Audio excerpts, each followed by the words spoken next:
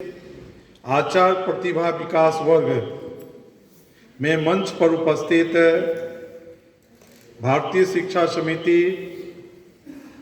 शिशु शिक्षा प्रबंधन समिति के प्रदेश सचिव श्री प्रदीप जी, विभाग प्रमुख भागलपुर श्री विनोद जी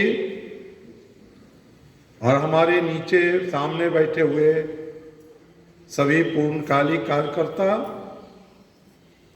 स्थानीय विद्यालय या अन्य विद्यालय से आए हुए सभी प्रधानाचार्य जी, दीदी जी, आचार्य जी,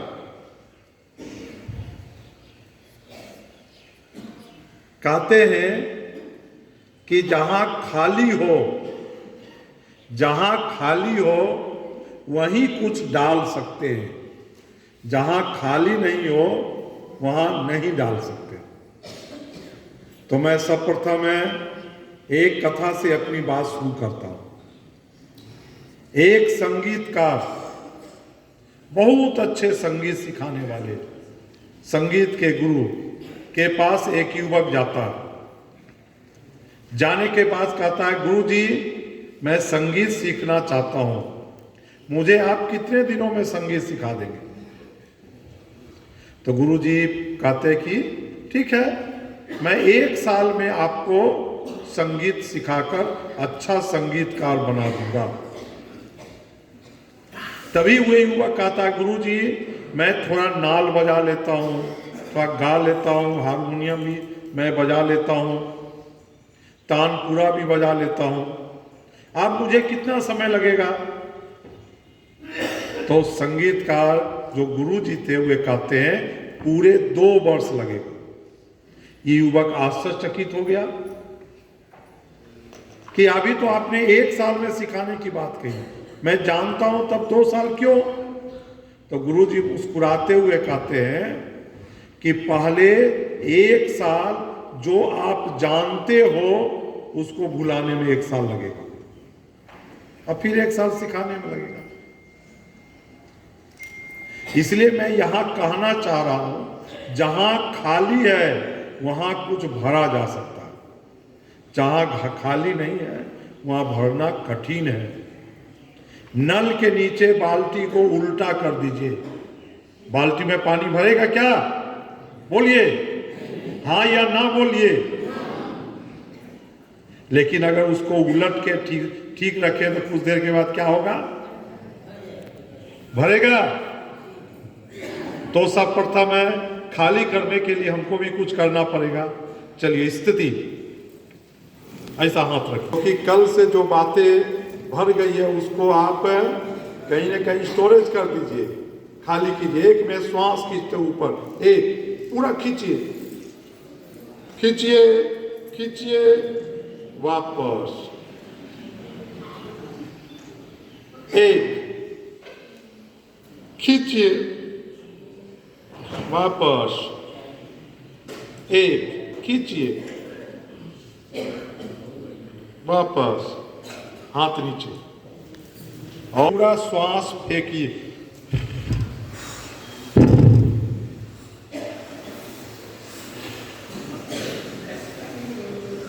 दांत भी दिखे तो कोई बात नहीं, मुस्कुराइए, तो आपका कुछ मन हल्का हुआ होगा। ठीक है। इसीलिए किसी ने कहा है, ये पोस्ट कार्ड पर पत्र किन्होंने लिखा है? हाथ कीजिए, ऊपर कीजिए, हाथ नीचे। जिन्होंने पोस्ट कार्ड को नहीं देखा है वे हाथ ऊपर कीजिए। चलिए अच्छी बात है, सब लोगों ने देखा, क्योंकि आज पोस्ट कार्ड कम लोग उपयोग में लाते हैं। अगर कोई पत्र आपने लिखा बिना पता लिखे आप लेटर बॉक्स में डाल दीजिए, तो क्या वे पता नहीं लिखा हुआ रहने के बाद कहीं पहुंच पाएगा क्या? बोलिए, नहीं पहुंचेगा। क्यों नहीं पहुंचेगा? चलिए आप दीदी जी बताइए, हाँ क्यों नहीं पहुंचेगा? नहीं लिखने के कारण जो पहुंचाने वाले व्यक्ति है उनको समझ नहीं आएगी कि एक्यूरेट है पहुंचाना कहाँ है।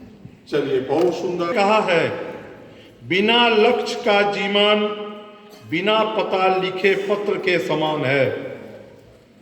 बिना लक्ष्य का जीवन बिना पते लिखे पत्र के समान है। जो कभी भी अपनी मंजिल पर नहीं पहुंच सकता है, जो कभी भी अपनी मंजिल पर नहीं पहुंच सकता है, यही एक लक्ष्य की पहचान है। प्यारे हमारे आचार्य जी, दीदी जी, जीवन का एक लक्ष्य बनाना होगा। इसलिए हम अपने विद्यालयों में लक्ष्य को पढ़ते याद करते हैं। इस प्रकार की राष्ट्रीय शिक्षा प्रणाली का विकास करना है, सबको ध्यान में रखना होगा। इसलिए मैं प्रधानाचार्य जी से आग्रह करता हूं, जहां आप बैठते हैं उसके ठीक सामने लक्ष्य को लिखिए, लिखी हुई प्रति लगाइए, क्योंकि जब भी आपको समय मिले आपकी दृष्टि उस पर ही पड़ेगी। हमारा लक्ष्य, ये हमारा लक्ष्य है, विद्या भारती का लक्ष्य नहीं है, हमारा लक्ष्य है।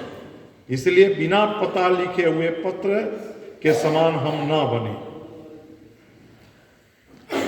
इसलिए कहा जाता है कि जीवन कितना संघर्ष में है और संघर्ष में बनाना होगा। एक बार की बात है कि कुछ शिष्यों के साथ गुरुजी यात्रा पर निकलते हैं। यात्रा पर जाने क्रम में अपने शिष्यों को बताते हैं, संगत से गुण आत है, संगति से हम गुण प्राप्त करते हैं। इसलिए संगत की महिमा के बारे में गुरुजी बता रहे हैं। लेकिन शिष्य को कुछ बातें समझ में नहीं आ रही है, ये क्या बोल रहे हैं गुरुजी। तभी गुरुजी अपने शिष्यों को लेकर एक बागीचा में गए और कहे, देखोगे गुलाब का पौधा लगा हुआ, गुलाब का फूल है, उस पौधे के नीचे से थोड़ी थोड़ी मिट्टी सब उठा लाओ। सारे शिष्य गए, मिट्टी उठा कर लाए और बोले, इसको जा सूंघो तो कैसा इसका सुगंध है। शिष्य मिट्टी को सूंघा, कहा गुरुजी इस मिट्टी में तो गुलाब के पंखुड़ी का सुगंध है। तो शिष्य कहते हैं, गुरुजी ये कैसे संभव हुआ, ये मिट्टी है, इसमें गुलाब का सुगंध कैसे आ गया। तो गुरुजी मुस्कुराते हुए कहते हैं, ये फूल देख रहे हो, इसकी पंखुड़ी टूटकर नीचे गिर रही है, इस पंखुड़ी के संपर्क में आने से इस मिट्टी में भी गुलाब की खुशबू आ गई है।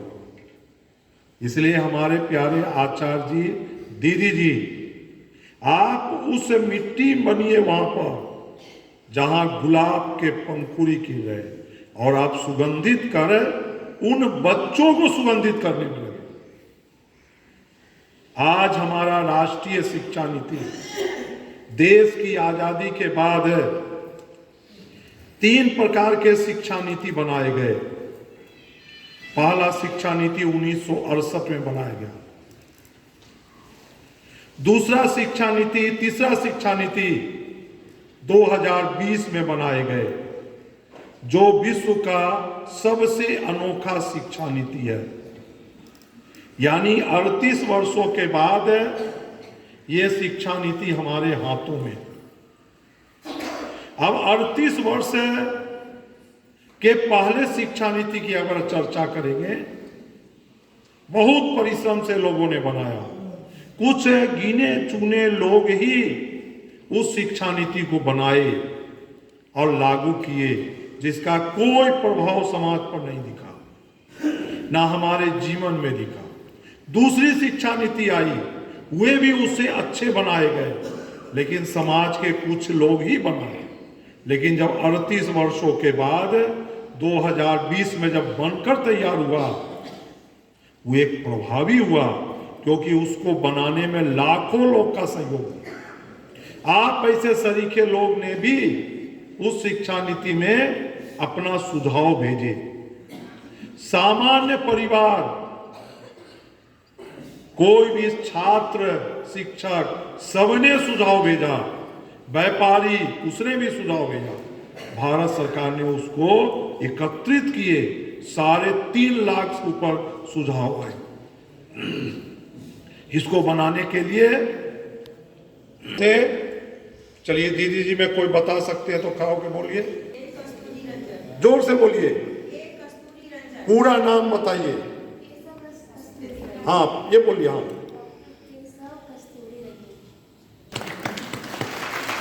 बहुत सुंदर, ये भी अपना एक पूर्व छात्र है,